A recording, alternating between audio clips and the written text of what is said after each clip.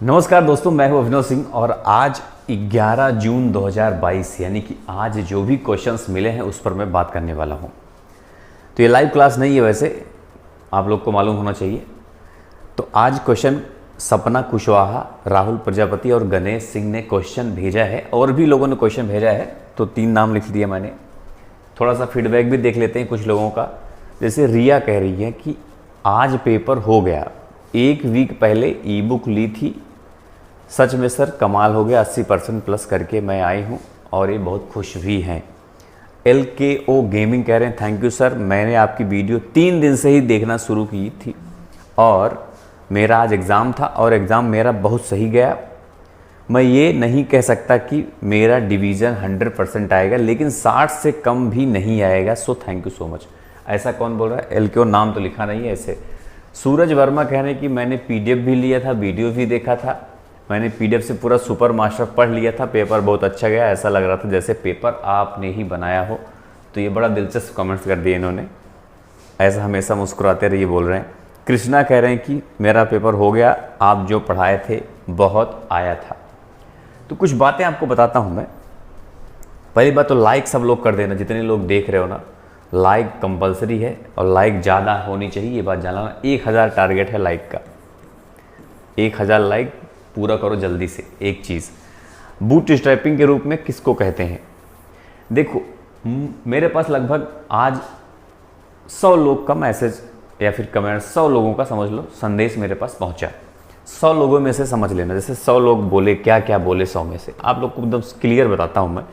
जिसमें से 25 लोग ऐसे हैं जो ये बोल रहे थे कि बहुत अच्छा गया, मतलब 80 प्लस 90 प्लस, इसी नीचे बात नहीं कर रहे हैं। ऐसा 25 लोग बोले। 25 बोल रहे हैं कि एवरेज, जैसे 60 से 70 बोल रहे हैं कि हो गया मेरा ऐसा। अब ये 80 प्लस वाले हैं 25, और बाकी के जो 25 बच रहे हैं वो कह रहे हैं पास तो हो जाएंगे ऐसा लग रहा है।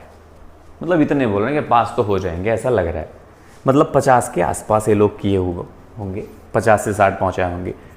तो और बाकी जैसे 20 तो ऐसे हैं, 5 बचे। 20 लोग तो ऐसे बोल रहे हैं कि जैसे मतलब कि ट्रिक का वीडियो देखा था, तुक्का लगाया, ऐसा किया वैसा किया, पहुंच जाएगा ऐसा लग रहा है। मतलब 30-40 प्रश्न कर पाया, उसके बाद तुक्का लगाया। और 5 लोग ऐसे भी बोल रहे हैं दोस्तों कि पेपर बहुत हार्ड आया था और बहुत खराब गया। यही एकदम रियल फीडबैक है आज की, जो आज लोग बोल रहे थे। एकदम रियल बता रहा हूँ, एकदम टोटली। 5 लोग ऐसे भी बोले मुझसे, मतलब ऐसा मुझे कुछ लोग मिले कि पेपर अच्छा नहीं गया, बहुत हार्ड था। अब बाकी क्या चक्कर था क्या नहीं, तो ऐसे ऐसे लोग बोले। इसको आपको कोल्ड बूट करना है। बूटिंग का मतलब क्या होता है? जो कंप्यूटर ऑन हम करते हैं, जितनी देर कंप्यूटर ऑन होने में देखो थोड़ा समय लगता है, उस समय को पूरे टाइम उस दौरान जो होता है उसको बोलते हैं बूटिंग। तो बूटिंग में देखो, बूटिंग भी 2 तरह का होता है। कौन कौन सा? एक होता है कोल्ड बूटिंग, एक होता है वार्म बूटिंग। हालांकि वार्म तो यहाँ लिखा नहीं है, इसलिए कोल्ड बूटिंग का उत्तर हो गया। वार्म बूटिंग को कहते हैं रीस्टार्ट। अब भाई रीस्टार्ट भी तो बूटिंग करता है ना। रीस्टार्ट कुछ देर ऑफ होगा फिर ऑन होगा, उतनी देर में। कोल्ड बूट का मतलब होता है स्टार्ट।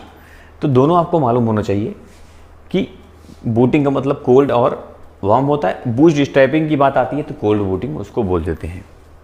वीडियो शेयरिंग वेबसाइट का उदाहरण कौन सा नहीं है? इनमें से वीडियो शेयरिंग, ये सब बता चुका हूँ फिलहाल क्वेश्चन। मतलब आप सुपर में ढूंढोगे, मास्टर में ढूंढोगे, या फिर जो कहीं ना कहीं तो मिलेगी। इसलिए कहता हूँ सीक्वेंस वाइज पढ़ो, आप 1 बाय 1 पढ़ो तो आपका काम हो जाएगा। नहीं तो वही क्वेश्चन बार बार पढ़ोगे तो फ़ायदा नहीं होगा। जैसे वीडियो शेयरिंग के लिए कौन सा नहीं है, तो भाई मेटा सेव भी वीडियो के लिए होता है, और ये यूट्यूब भी होता है, डेली मोशन होता है। बचता क्या? पिंटरेस्ट। ये किसके लिए? ये इमेज के लिए खास करके होता है, ग्राफिक्स इमेज। रो और कॉलम की स्क्रॉलिंग को प्रतिबंधित करने के लिए किस विकल्प का उपयोग किया जाता है? जैसे रो और कॉलम आपका स्क्रॉल ना हो, प्रतिबंध करना हो अगर आपको, तो उसके लिए क्या करते हैं? उसके लिए दोस्तों फ्रीज। क्या कहते हैं? ये जो फ्रीज होता है ना, फ्रीजिंग सुनते हो ना, फ्रीज। तो एक क्वेश्चन आता है फ्रीज किसको किसको कर सकते हैं? तो सभी कॉलम और रो को हम फ्रीज कर सकते हैं। ठीक है, तो फ्रीज आपका उत्तर होगा।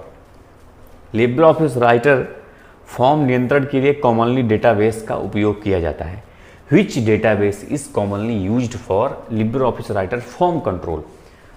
देखो जो फॉर्म कंट्रोल कौन सा डेटाबेस, एक होता है लिब्रे ऑफिस राइटर के लिए स्पेशली, एक होता है HSQL। H का मतलब होता है हाइपर, क्या होता है हाइपर। SQL का मतलब स्ट्रक्चर्ड, आपको ये भी मालूम होना चाहिए, स्ट्रक्चर्ड क्वेरी लैंग्वेज, ठीक है, ये स्ट्रक्चर्ड क्वेरी लैंग्वेज है। SQL तो H लग जाता था हाइपर, तो इसमें HSQL तो दिया नहीं है, तो आपको SQL करना है। देख लेना एग्जाम में हो सकता है H भी मिल सकता है, वैसे आपका उत्तर क्या हो जाएगा SQL हो जाएगा। उसी इसमें इस्तेमाल HSQL का भी करते हैं, ज़्यादातर वही मतलब करते हैं, हाइपर लग जाता है बस। सुपर कंप्यूटर समानांतर प्रोसेस का उपयोग करता है, ट्रू है कि फाल्स। समानांतर को इंग्लिश में पैरेलल बोलते हैं। तो जैसे एक होता है सेक्वेंशियल, आपने सुना होगा, सेक्वेंशियल सुना है ना, तो सेक्वेंशियल और पैरेलल दो तरह के समझ लो प्रोसेसिंग होते हैं। तो बिल्कुल सही कह रहा है, ये पैरेलल यूज करता है। सेक्वेंशियल में 1 by 1 होता है, पैरेलल में क्या बड़ा फास्ट होता है। तो सुपर कंप्यूटर भाई फास्ट होता है ना बहुत। कौन सा एक कमांड दुभाषी वातावरण प्रदान करता है, which one provides a common interpreting environment. तो देखो ये क्वेश्चन लिनक्स का है। हार्डवेयर, देखो हार्डवेयर से मतलब नहीं होता, हार्डवेयर तो कुछ भी हो सकता है, हार्डवेयर तो ऊपर वाली चीज़ों को बोलते हैं, तो इससे कोई मतलब नहीं, गलत हो गया। CPU गलत हो गया, बचता है सेल और कर्नल। देखो CPU तो अलग चीज़ है ना, CPU से क्या मतलब है, वो भी तो हार्डवेयर है, CPU से क्या मतलब है। बचता है सेल और कर्नल, तो कर्नल तो इसी को बोलते हैं, जैसे लिनक्स कर्नल उसका एक भाग है, ऑपरेटिंग सिस्टम का एक पार्ट है ये। तो बचता है शेल, तो शेल जो होता है वही द्विभाषी इंटरप्रेटर एनवायरनमेंट क्रिएट करता है, किसमें, लिनक्स कर्नल में। ये पूरा मिला के बन जाता है लिनक्स कर्नल में, है ना, ये बात याद रखना आपको। ECB का फुल फॉर्म, ECB का फुल फॉर्म क्या होता है, तो वो सिंपल सा है, इलेक्ट्रॉनिक कोड बुक इसका फुल फॉर्म होता है, electronic code book. LibreOffice 0.3 में कितनी भाषाएं समर्थित हैं, how many language are supported in LibreOffice 0.3। तो कितनी भाषाएं, तो इसमें आपको करना है 40 भाषाएं। कितनी भाषाएं, 40 भाषाएं, क्योंकि अभी हाल ही में जो 0.3 वाला था वो 40 भी उसमें होता था। निम्नलिखित में से कौन से एंटीवायरस का उदाहरण नहीं है। एंटीवायरस कौन सा नहीं है, मतलब बाकी सब एंटीवायरस एक नहीं है। तो ये क्या है, BLC क्या है, अभी कल मैंने बताया था कि उबुंटू का ये, उबुंटू का क्या है, ये डिफ़ॉल्ट मीडिया प्लेयर है, डिफ़ॉल्ट मीडिया प्लेयर है ना। और इसका फुल फॉर्म होता है वीडियो लैन क्लाइंट, ठीक है, वीडियो लैन क्लाइंट। तो आपको उत्तर हो गया भाई BLC। देख लेते हैं क्या परिणाम होगा अगर क्वेश्चन लग गया तो। क्वेश्चन वाले, क्वेश्चन का मतलब होता है भागफल, क्या होता है, भागफल। और एक होता है मोड, मोड अगर पूछ लिया तो उसका मतलब होता है शेषफल। वैसे मोड को रिमाइंडर भी बोलते हैं, अब जो मैथ्स की भाषा में रिमाइंडर बोलते हैं, लेकिन यहाँ पे इसको मोड को ही रिमाइंडर बोलते हैं, मोड बोला जाता है यहाँ पे उसको। देखो एक चीज़, अब इसमें 7 से इसमें भाग दोगे, 7 7 49, 7 हो जाएगा, बचेगा 1 19, 7 दूना 14, 72। शेष फल से मतलब नहीं, सिर्फ भागफल से मतलब है। शेष फल मोड के लिए होता है। अगर मोड फंक्शन पूछे कभी भी आपसे, तो जो शेष फल आप उसमें डिवाइड कर देना, जो शेष फल बचे वही आपका क्या हो जाएगा, आंसर हो जाएगा। आप सभी स्लाइड में बैकग्राउंड इमेज को जोड़कर समान उपस्थित कैसे बना सकते हैं। तो समान उपस्थित सभी बैकग्राउंड में बनाना है आपको, तो आपको क्या करना है, फॉर्मेट में जाना है, बैकग्राउंड में, और अप्लाई ऑल कर देना है। तो क्या हो जाएगा, सारा आपका हो जाएगा जिसमें करना चाहते हो आप एक साथ। डॉट मैट्रिक्स प्रिंटर टाइपराइटर के समान प्रिंट करता है। तो आपने टाइपराइटर देखा होगा बड़ा मतलब पुराने ज़माने में, तो डॉट मैट्रिक्स भी वही चीज़ है, बिल्कुल सही कह रहा है ये, ठीक है।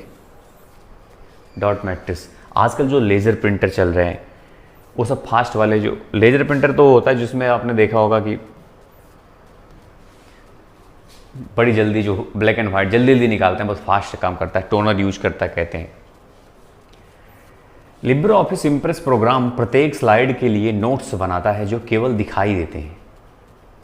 मतलब LibreOffice Impress program creates notes for each slide which are visible only. किसके लिए विजिबल होता है? वो सिर्फ वो द यूज़र करना है आपको। जैसे प्रेजेंटर लिखा है, नो बडी, किसी के लिए नहीं, द क्रिएटर, तो आपको सबसे बेस्ट क्या है? The user. कंप्यूटर में वैसे भी यूज़र चलता है, तो आपको द यूज़र करना है।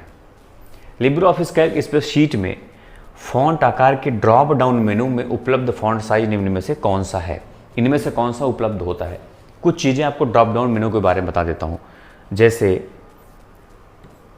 ड्रॉप डाउन मेनू किसका? फॉन्ट का। देखो पहले ड्रॉप डाउन मेनू के बारे में समझ लो।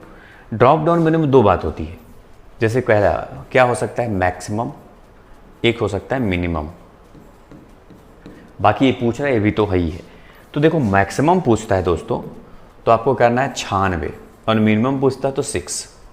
ये आपको मालूम होना चाहिए। ये ड्रॉप डाउन मेनू की बात कर रहा है। किस चीज़ की बात हो रही है इसमें? इसमें फॉन्ट, किसकी बात हो रही है? फॉन्ट की। ये तो हो गया ड्रॉप डाउन मेनू में। लेकिन एक अलग से भी पूछ सकता है क्या? मतलब नॉर्मल ड्रॉप डाउन मेनू के अलावा इसके छोड़ के कितना कर सकते हैं, तो उसका मिनिमम अलग है, उसका मिनिमम अलग है, और मैक्सिमम भी अलग है। नहीं समझे बात? ड्रॉप डाउन मेनू में जो दिखता है, हमें जैसे करते हैं ना, उसमें दिखता रहता है वो चीज़। और बाकी जो सेट कर सकते हैं हम लोग, मैनुअल, उसको कह दो मैनुअल, उसको नाम दे देते हैं मैनुअल। ठीक है, तो मैनुअल का मतलब क्या हो गया कि हम जिसको खुद सेट कर ले उसको बोलते हैं मैनुअल। कितना हो सकता है मिनिमम? मिनिमम हो जाएगा दोस्तों इसमें 2, और इसका 999.9। 1 2 3 4 प्रश्न, ये आपको एकदम अच्छे से मालूम होना चाहिए। दूसरी चीज़ पे आते हैं। इस पे होता क्या है?